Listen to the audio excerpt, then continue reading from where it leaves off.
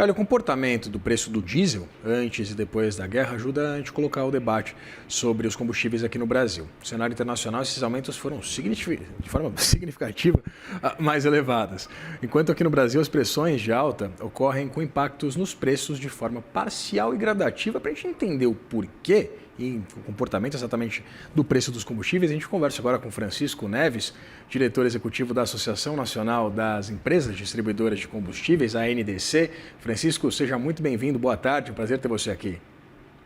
Boa tarde, Vitor. Boa tarde, amigos ouvintes da CNN. É com uma alegria que participamos aqui do seu programa, Vitor. O prazer é todo nosso, Francisco. Eu queria começar te perguntando exatamente sobre essa exposição ao Brasil, do Brasil a esse cenário adverso.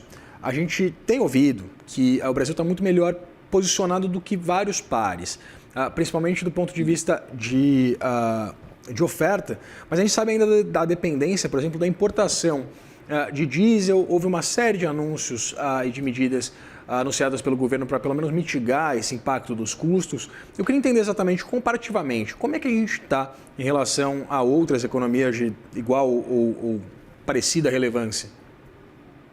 Olha, Vitor, nós temos no Brasil uma situação particular, né, que nos parece, sim, do ponto de vista comparativo, como você colocou, é positiva em relação aos outros. Primeiro, temos uma matriz veicular diversificada, né, com a forte presença dos biocombustíveis. Temos também um perfil de produção dos combustíveis no Brasil diversificado, onde tem um grande produtor nacional, que é uma empresa de capital misto, que atua no mercado aberto, mas que convive com outros produtores individuais também de relevância, né? E esse cenário compõe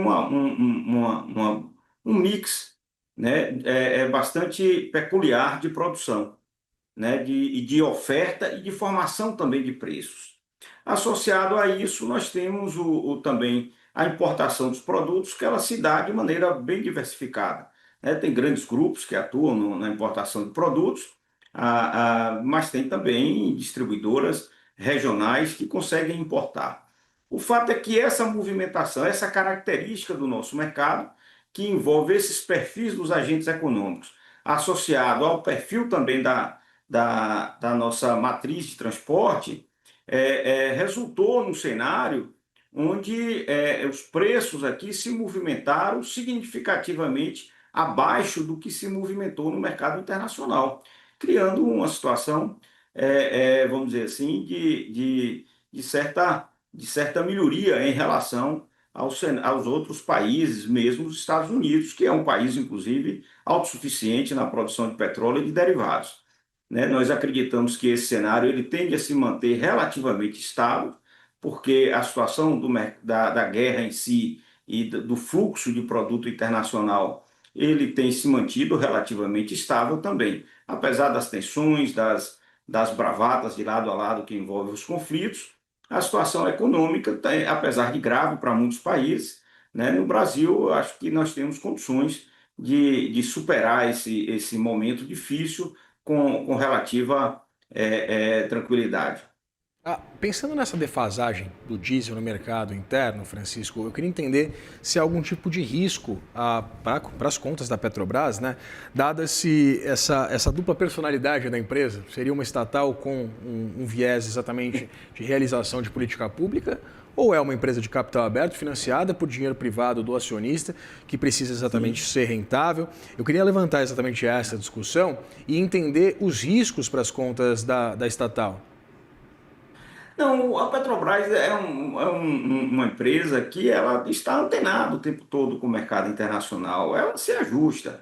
Ela não tem se ajustado na atual gestão de maneira assim automática, mas ela está atenta o tempo todo com a dinâmica de preços do mercado internacional, procurando equilibrar e assegurando a rendabilidade dos seus negócios.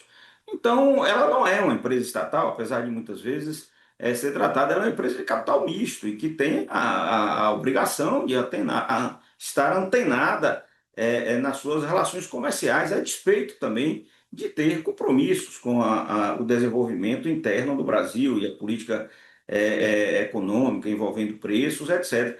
Que, aliás, mesmo as empresas privadas também têm cuidado com isso. Não interessa nenhuma empresa majorar os preços. As empresas interessam vender, e para vender tem que ter preços competitivos. Então, a regra estabelecida no Brasil, que é uma regra de liberdade de preços e de estímulo à concorrência entre o conjunto dos agentes econômicos que atuam nesse mercado, ela necessariamente impõe um desafio de atenção permanente dos agentes econômicos em ter preços razoáveis para que ganhe e assegure participação no mercado. Então, eu acho que esse cenário ele é importante, apesar de muitas vezes as políticas públicas que são estabelecidas ignoram este fato e ignoram as próprias regras que estão estabelecidas lá desde o final dos anos 90 e que foram consolidadas em diversas outras legislações ao longo do tempo por diversos governos, inclusive o atual, e que consolidou esse entendimento de que o mercado deve ser um mercado regulado a partir da concorrência, onde os preços são regulados a partir da melhoria da oferta de produtos e a partir da concorrência. E esse é o desafio que está no momento. Eu acho que nenhuma medida pode ser efetiva se ela não levar em conta o desafio do momento, que é melhorar as condições de oferta de produto no nosso mercado.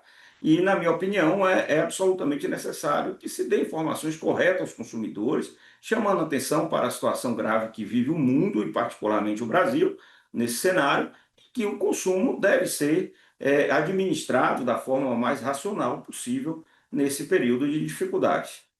Francisco, quais devem ser os impactos se a gente traçar alguns cenários, né? A gente tem visto Donald Trump, pelo menos, expressando uma vontade de um cessar-fogo mais perene. Eu queria entender exatamente se a gente vai voltar a ver o barril do petróleo nesse patamar de $70, né, 65, que a gente estava vendo no começo do ano, ou se esse patamar mais elevado do barril do petróleo, né, do preço do barril do petróleo, ele veio para ficar. Qual que é o tempo para que o mercado acomode esse preço, a depender também, né, dos estragos feitos em toda uma estrutura no Oriente Médio, tanto de produção quanto, evidentemente, de escoamento dessas produções? É verdade.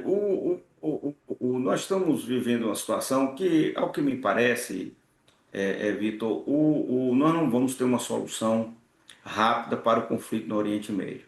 É possível que essas tensões se prolonguem por um período bastante razoável.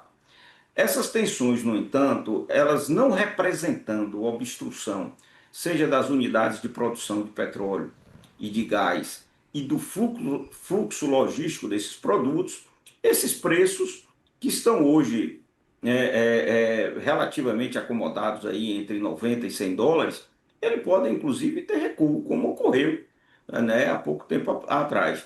Mas isso vai depender naturalmente da dinâmica econômica do mundo como um todo, né? Na medida em que os preços se mantêm muito elevados do petróleo, eles acabam criando, vamos dizer assim, conveniência econômica para as fontes alternativas ou as fontes renováveis, que têm um custo, em geral, mais elevado. Isso, por sua vez, acaba por reduzir também um pouco do consumo dos fósseis. Então, nós vamos viver uma certa dinâmica aí entre novos patamares de preço do petróleo, enquanto dura as tensões do conflito no Oriente Médio, mas me parece que no médio prazo, aí, pelo menos, eu acredito que o barril do petróleo vai cair de preço. Porque o fato é o seguinte, Vitor, o pano de fundo central, o objetivo que tem que ser observado é o seguinte: há disponibilidade de petróleo para atender o mercado mundial e há bastante petróleo. Então, nós estávamos tendo, na verdade, excedente há pouco tempo atrás. Então, essa realidade econômica concreta, ela, ainda que não imediatamente, mas ela vai se impor em algum momento. Então, neste momento, os preços retornarão aos patamares que estavam, em torno de 60 dólares, 70 dólares. Então, eu acredito que isso irá ocorrer. E certamente não ocorrerá no curto prazo, porque as tensões políticas e geopolíticas estão muito assim hostis, né? Agora, recentemente, foi suspensa a reunião no Paquistão, né? Não se conseguiu construir uma relação de confiança para se acertar um entendimento entre os Estados Unidos, o Irã. E acho que na questão central disso está a postura política de Israel, né? Mas em algum momento isso também vai ter que desenrolar por um caminho mais harmônico, porque o desgaste da guerra é brutal. em cima dessas nações, em cima do Irã, mas também em cima de Israel. Não é fácil. Olha a situação da Ucrânia, por exemplo, né? Não é brincadeira você sustentar uma guerra violenta com destruições generalizadas durante um período muito longo e não se ter uma mudança política com vistas a superar esse quadro de crise. Então, a despeito da gravidade do momento que nós vivemos, e ao que parece no curtíssimo prazo, não vamos ter uma solução imediata, mas eu não acredito numa elevação significativa no preço do barril, não.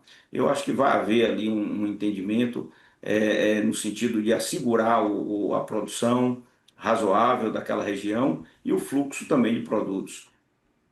Conversei com o Francisco Neves, diretor executivo da Associação Nacional das Empresas Distribuidoras de Combustível. Francisco, seja muito bem-vindo, não? Agradeço pela disponibilidade de conversar com a gente. Depois que a gente volta de feriado, a cabeça às vezes fica em casa por um período mais prolongado do que a gente, inclusive. Peço perdão. Muito obrigado. Um abraço, Vitor. Ainda mais quando vai se tratar de guerra, né, Vitor? Pois é, não, cabeça está lá. Cabeça está completamente longe. Desculpa novamente. Obrigado, querido. Até mais.